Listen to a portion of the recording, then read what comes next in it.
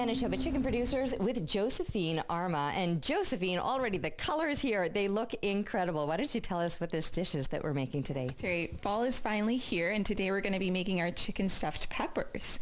Okay, I'm excited about this one because what I don't use enough of is ground chicken, and it's so easy to work with. So tell us what we've done here so far to get this prepped. So our star of the show is our lean ground chicken, which we've browned with some sauteed onions, and this is a great protein to incorporate into your diet. Super easy, super filling as well. Love that. Okay, so chicken, onions, and now what do we do? Okay, so we're going to be adding in some diced tomatoes. We're also going to be adding in some tomato paste to give it a nice color.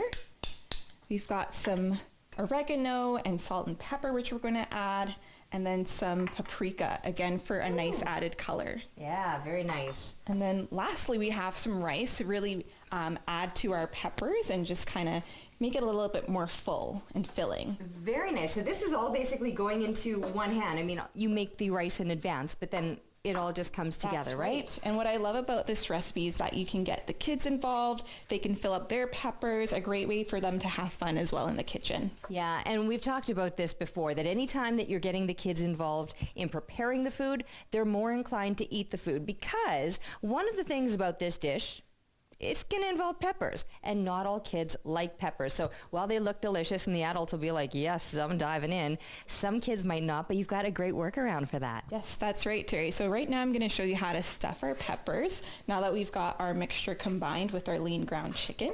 Okay. So I'm just going to take this spoon here and fill it up. So I'm going to take a nice spoonful, and as I'm adding it to the pepper, I'm just going to pack it down just like that.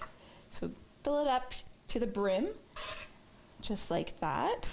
Nice. And as I said, this is a great way for the kids to get involved as well, just filling them up.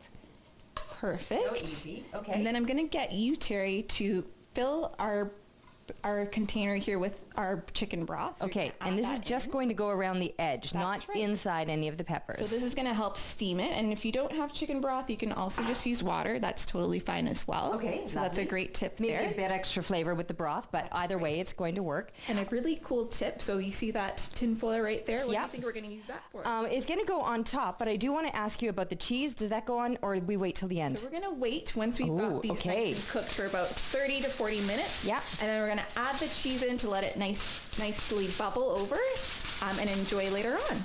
Very nice. There you have it. And now quickly tell us, if the kid doesn't want to eat a pepper, what do we give them? You know what? They can just have the chicken and the cheese. That's totally fine too. All of the protein is right there. All the veggies right there. Get it done. Get it in the belly. It looks so good. Thanks, Josephine.